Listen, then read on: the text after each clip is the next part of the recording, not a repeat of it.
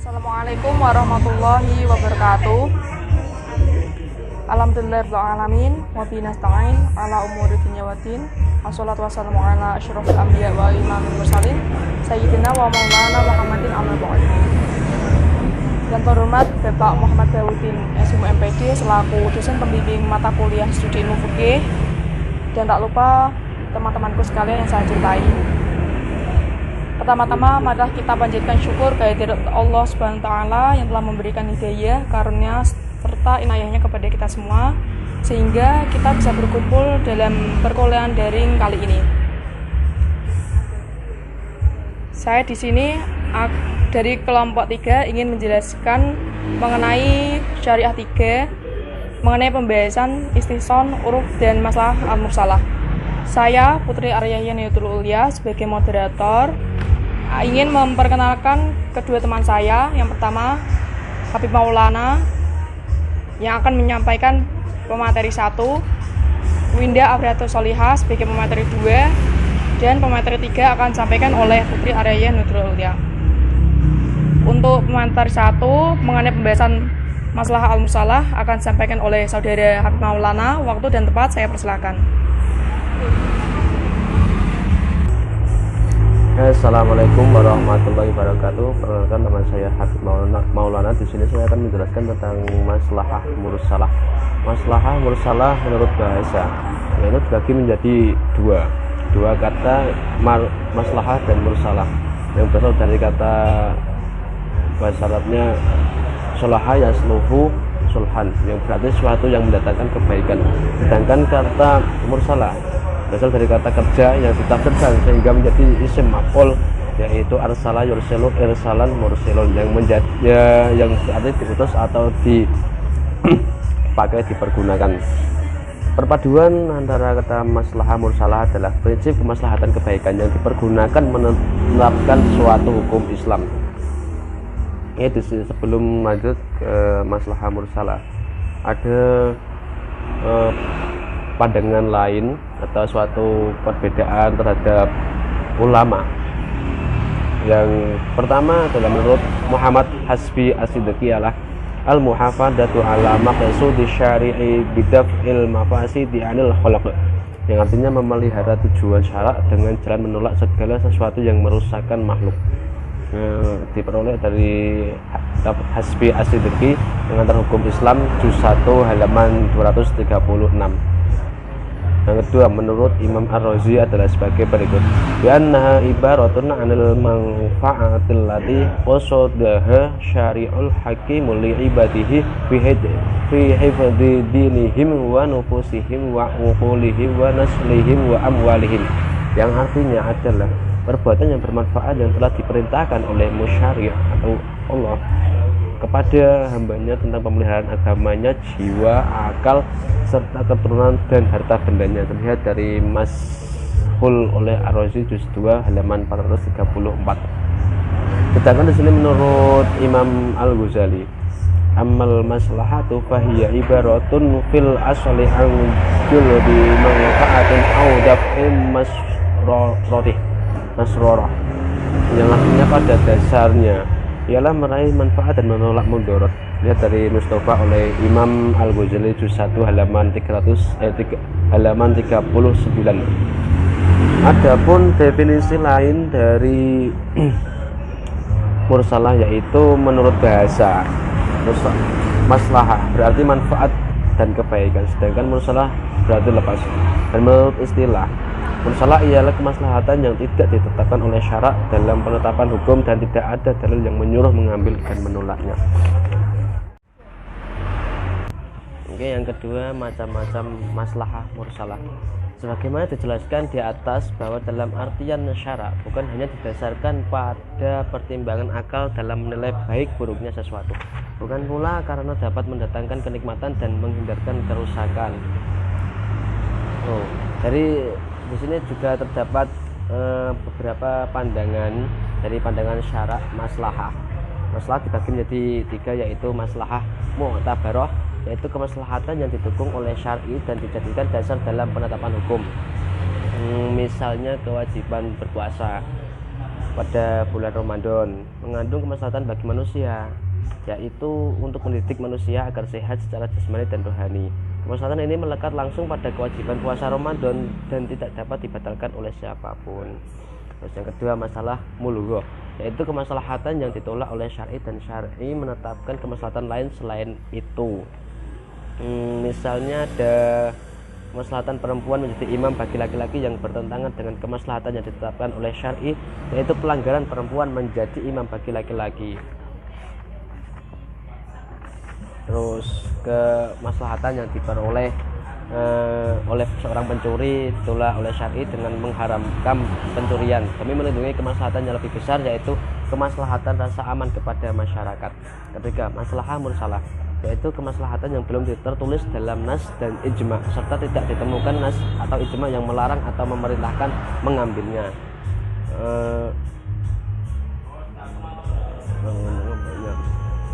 Jika kemaslahatan itu diambil oleh manusia, maka akan mendatangkan kebaikan bagi mereka. Jika tidak diambil, juga tidak akan mendatangkan dosa. Misalnya pencatatan perkawinan, membuat SIM, menjatuhkan talak di pengadilan, seperti itu. Oke, sebelumnya ini ada pandangan lain dari ulama usul yang membagi masalah kepada 3 bagian. Satu, maslahah daruriyah, adalah kemaslahatan yang keberadaan yang sangat dibutuhkan oleh kehidupan manusia. Artinya kehidupan manusia tidak punya arti apa-apa bila satu saja dari prinsip yang 5 itu tidak ada. 5 itu tadi jiwa, akal, amal, harta, keturunan, seperti itu.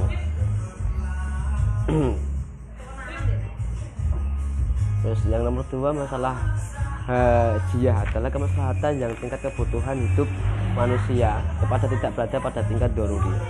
Ketiga, masalah tahsiniyah, adalah masalah yang membutuhkan kebutuhan hidup manusia kepada tidak sampai tingkat doruri. Jika tidak sampai pada tingkat hajiyah, namun kebutuhan tersebut perlu dipenuhi dalam rangka memberi kesempurnaan dan keindahan hidup manusia. Saya akan menjelaskan syarat-syarat maslahah mursalah. Di sini saya mengambil dari Abdul Wahab Kholaf menjelaskan beberapa persyaratan dan memfungsikan maslahah mursalah, yaitu satu, sesuatu yang dianggap maslahah itu harus berupa maslahah hakiki. Kedua, sesuatu yang dianggap maslahah itu hendaklah berupa kepentingan umum.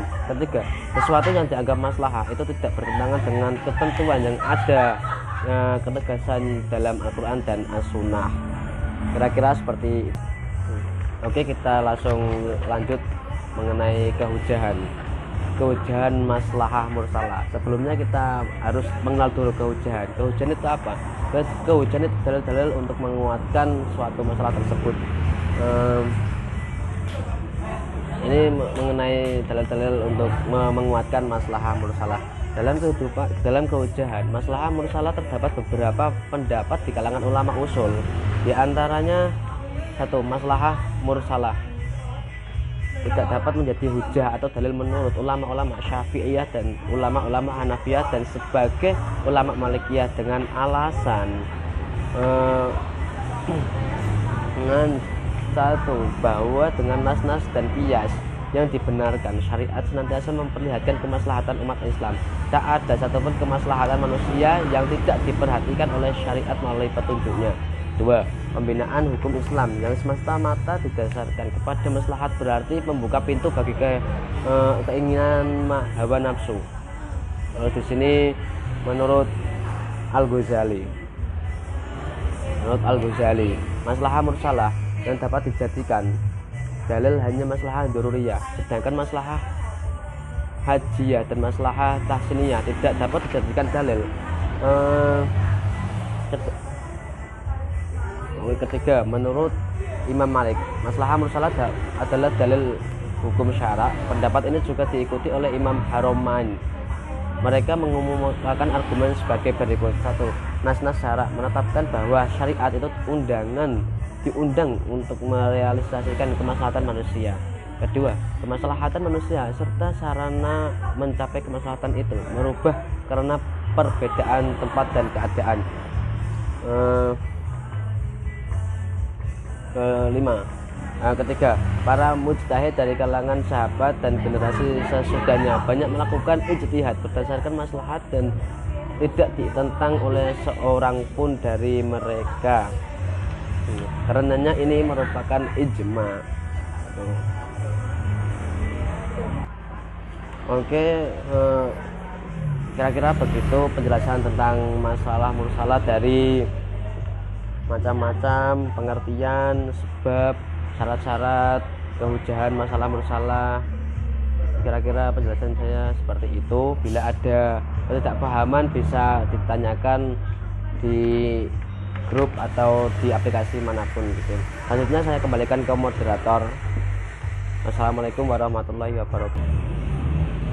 Oke, untuk materi selanjutnya akan mengenai pembahasan huruf akan disampaikan oleh teman saya Winda Afriatus Solihah. Kepadanya saya persilahkan.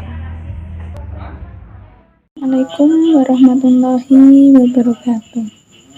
Terima kasih sudah memberi kesempatan kepada saya untuk menerangkan materi tentang huruf. Pengertian huruf sendiri yaitu huruf berasal dari kata terminologi sama dengan istilah al-adah atau kebiasaan, yaitu sesuatu yang telah mantap di dalam jiwa dari segi dapatnya diterima oleh akal yang sehat dan watak yang benar. Para ulama usul fikih sebagai sesuatu yang telah saling kenal oleh manusia dan mereka menjadikannya sebagai tradisi baik berupa perkataan, perbuatan, atau sikap. Meninggalkan sesuatu di mana huruf juga disebut sebagai adat istiadat. Di sini juga terdapat syarat-syarat huruf. Syarat huruf yang pertama yaitu huruf bernilai maslahat dan dapat diterima akal sehat. Jadi, semua manusia dapat menerimanya dengan akal pikirannya sendiri. Yang kedua, huruf berlaku umum. Artinya, huruf itu berlaku dalam mayoritas khusus yang terjadi di tengah-tengah masyarakat. Yang ketiga, huruf tidak bertentangan dengan melalaikan dalil syara' yang ada. Oke, terima kasih materi huruf dari saya. Selanjutnya akan dilanjutkan oleh moderator. Terima kasih kepada rekan Winda. Selanjutnya akan disampaikan oleh saya sendiri mengenai pembahasan istihson. Saya di sini akan mempresentasikan mengenai istihson. Secara etimologi, istihson adalah menganggap baik terhadap sesuatu, baik bersifat konkret maupun abstrak. Contoh, istihson bi'ar-ra'yi awil qaul awil ta'am awil syarah. Artinya, menganggap baik terhadap pendapat, ucapan, makanan, ataupun minuman. Contoh, salah satu hal yang dianggap baik oleh kaum muslimin adalah baik menurut Allah. Itu salah satu contoh istihson juga. Istihson menurut terminologi pakar usul fikih adalah dalil yang mendasari hukum syar'i dalam sebagian hukum permasalahan. Secara umum, istihson adalah berpalingnya seorang mujtahid dari suatu pertimbangan yang maksudnya itu pertimbangan baik yang lebih utama. Nah, sebagian definisi Hanafiyah tentang istihson. Menurut Imam Al-Badawi, istihson adalah perpindahan dari hukum yang ditunjukkan atau ditentukan kias kepada kias yang lebih kuat darinya, atau istihson adalah mengkhususkan kias yang lebih kuat darinya.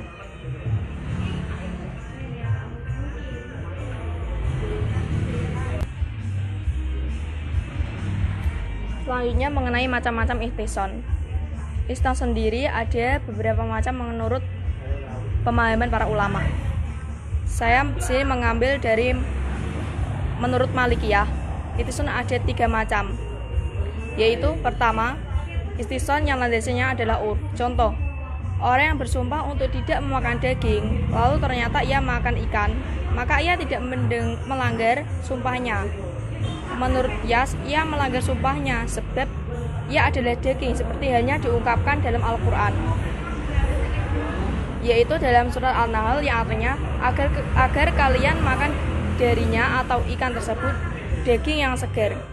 Namun demikian, menurut urf, ikan bukanlah daging, karenanya hukumnya dipindahkan dari hukum yang ditunjukkan qiyas karena adanya urf yang menjelaskan hal tersebut. Kedua, istihson yang landasannya adalah maslahat. Contoh, apabila terjadi kerusakan pada barang yang ada pada orang yang menyewakan jasnya secara bersama-sama, maka ia tidak menggantinya. Namun demikian, hukum tersebut dipindahkan sehingga ia pun harus menggantinya karena ada maslahat di dalamnya, yaitu menjaga barang milik orang lain dan menjaminnya keamanan. Ketiga, istihsan yang landasannya adalah menghilangkan kesulitan. Karena penipuan atau ketidakjelasan yang sedikit dalam muamalah bisa dimaafkan dan juga dalam barang yang ramai atau tidak ada harganya. Mengenai macam-macam istihsan menurut Hanafiyah. Menurut Hanafiyah sendiri, yaitu ada 4 macam. Pertama, istihsan yang landasannya adalah qiyas hafi. Hafi sendiri artinya adalah samar atau yang tidak jelas, yang diunggulkan mujtahid daripada qiyas jali, yaitu yang jelas. Adapun contoh-contoh hal ini adalah sebagai berikut. Harga adalah 80. Maka secara istihsan, kedua orang tersebut, penjual dan pembeli, harus bersumpah, sedangkan secara kias yang bersumpah pembeli saja. Penjual tidak harus bersumpah. Menurut kias yang zahir, si pembeli dan penjual tersebut telah bersepakat dalam harga 80. Namun keduanya berselisih dalam harga 20. Penjual mengaku harga 20 tersebut, namun pembeli mengingkarinya. Dan bukti harus didatangkan oleh orang yang mengaku-ngaku. Sedangkan sumber ditunjukkan kepada orang-orang yang mengingkarinya. Sedangkan bentuk istihsan dalam hal ini adalah si penjual adalah orang yang mengaku-ngaku sekaligus orang yang mengingkari. Sebab ia mengaku-ngaku harga yang 20 itu, namun mengingkarinya bahwa itu adalah hak si pembeli dalam barang yang belum diterimanya. Begitu juga si pembeli adalah orang yang mengaku-ngaku sekaligus mengingkari, sebab ia mengingkari harga 20 tersebut, namun mengaku-ngaku bahwa ia mempunyai hak untuk membayar barang yang belum diterimanya, itu dengan harga dengan 80.000. Dan dua orang yang saling mengklaim atau mengaku-ngaku, jika masing-masing mengklaim sesuatu dari satu sisi dan mengingkari sesuatu dari sisi yang lain, maka keduanya harus bersumpah. Dengan demikian, menurut kias yang zahir, persengketaan itu terjadi antara pihak yang mengklaim dan pihak yang mengingkari. Sedangkan menurut kias yang tidak jelas atau hafi, persengketaan tersebut antara dua pihak yang saling mengklaim, di mana masing-masing mereka statusnya sebagai orang yang mengklaim sekaligus orang yang mengingkari. Dan merajikan kias yang tidak jelas daripada kias yang jelas adalah bahwa hal itu lebih memutuskan persengketaan, karena hal itu mencegah permusuhan atau persengketaan dari semua sisi. Kedua adalah istihsan yang landasannya adalah nas. Maksudnya di sini adalah istihsan adalah berpindah dari hukum yang bersifat menyeluruh atau secara global kepada hukum lain dalam suatu permasalahan, karena ada athar yang mengharuskan perpindahan tersebut. Di antara contoh hal ini adalah Rasulullah melarang menjual barang. Oke, dari perbandingan macam-macam istihsan menurut Hanafiyah dan Malikiyah, jelaslah bahwa mereka sepakat dalam dua jenis istihsan, yaitu istihsan yang sanadnya uruf dan istihsan yang sanadnya maslahat. Sebab maslahat mencakup apa yang disebut oleh Hanafiyah sebagai kebutuhan primer dan juga apa yang disebut oleh Malikiyah sebagai menghilangkan kesulitan. Dengan demikian, memindahkan hukum yang ditunjukkan kias ke umuman dalil yang umum atau hukum yang bersifat menyeluruh karena melihat uruf atau maslahat, baik yang berupa menarik manfaat maupun menolak mafsadat atau juga menolak kesulitan, adalah istihsan menurut kesepakatan dua golongan yang menjadikan istihsan sebagai hujjah. Sekian presentasi kali ini. Saya sebagai moderator meminta maaf jika ada kesalahan. Sekian dari kelompok kami. Wassalamualaikum warahmatullahi wabarakatuh.